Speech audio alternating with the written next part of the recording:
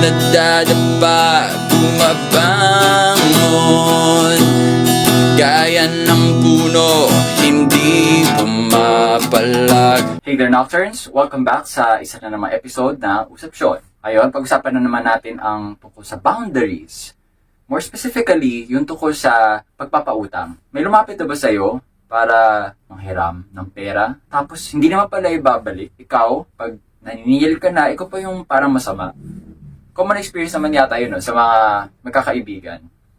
At syempre, part ng loving yourself ay ang pag-set ng boundaries pagdating sa pera. Pagdating naman kasi sa usaping pera, nagkakaroon ng komplikadong relasyon, no? Naging komplikado na yung relasyon kasi money is important for survival.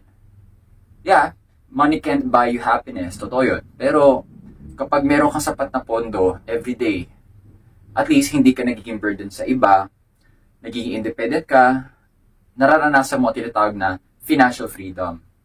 At nagkakaroon ka ng kakayahang tumulong sa iba, yung mga taong gusto mo talagang abutin, tulungan na guminhawa ang buhay. So sa video na ito, pag-usapan natin ang simulan natin sa red flags. Mga senyalis na dapat mag-isip ka muna bago ka magpahiram. At syempre naman yung opposite, yung green flags. Yung tipong pwedeng maging panatag na yung loob mo na bigyan yung taong iyon. Simulan natin sa red flags. Red flag number 1, nanggo-ghost siya kapag nakuha na yung kailangan sa'yo. Okay, kung kailan na-sendan mo na ng GCash, ano nangyari? After a few days or after 5 months ng panghihiram sa'yo, biglang hindi na nagparamdam. Tapos binlock ka pa sa FB. Mga ganun ba?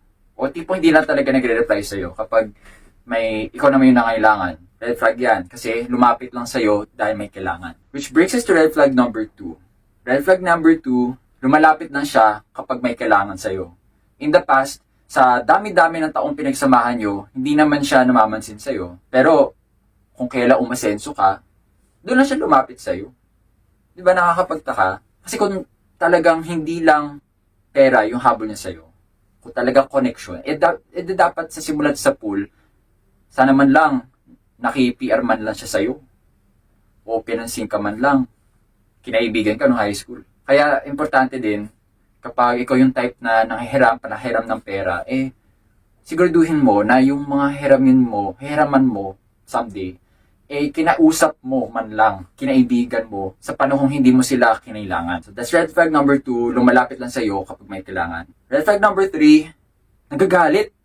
Kapag andiyan ka na, naniningil na, o dumating yung point na hindi mo siya mapahiram, as in nag-no ka na for the first time, at pagkatapos nun, biglang hindi ka na kinausap. Tapos yun nga, binlock ka sa FB, Messenger, tapos yun, parang sama-sama mo natuloy kasi porque ba first time mo nag-no, isasantabi niya lahat ng sa dami-dami ng mga kabutihang ginawa mo para sa kanya. Nakaka-disappoint yung gano'n. So, yun yung ilang red flags na dapat yung pagkaingatan bago kayo magpahiram ng pera. Punta naman tayo sa green flag. Siyempre naman, hindi lahat ng mga tao, gaya nung nabanggit natin na, ang tawag natin doon pala, gold diggers or fair weather friends. Andun lang sila para sa convenience. Ginawa kang convenience store, no?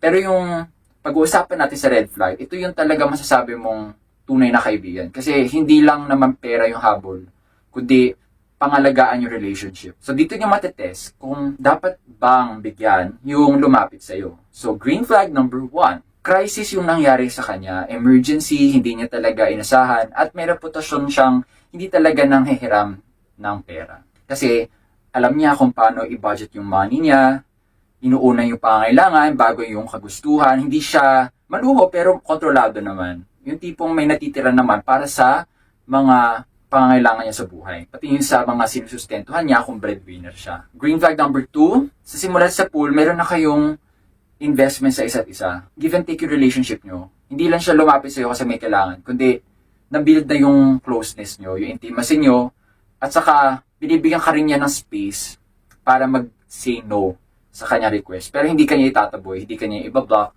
you still stay friends. And green flag number 3, maluwag sa loob mo yung magbigay. Yung kahit hindi na niya masuklian yon in any way, okay lang. Whether makaulit man siya ulit sa'yo o hindi, di mo naisipin yun. Basta nakatulong ka. At hindi naman siya kompromiso sa'yo kasi sapat naman yung pondo mo para magbigay. So, yun lamang yung mga ilang consideration kapag may lumapit sa'yo. Hindi naman automatic no, pwedeng conditional yes, or pwedeng yes pero may hangganan. Or pwedeng yes all the way, pero yung sa pag na-reach na niya yung boundary, hindi na siya makakaulit. Pwede namang ganun. Okay, so ano yung mga idadagdag nyo sa red at green flags na nabanggit? Kung meron man, i-comment nyo na sa baba.